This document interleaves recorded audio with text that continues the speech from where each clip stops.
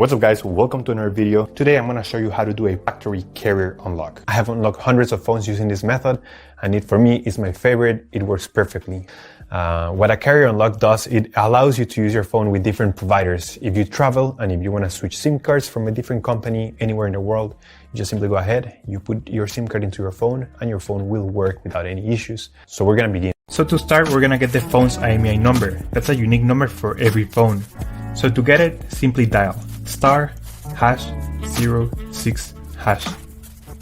As you will see, your 15-digit IMEI number will appear in the screen of your phone.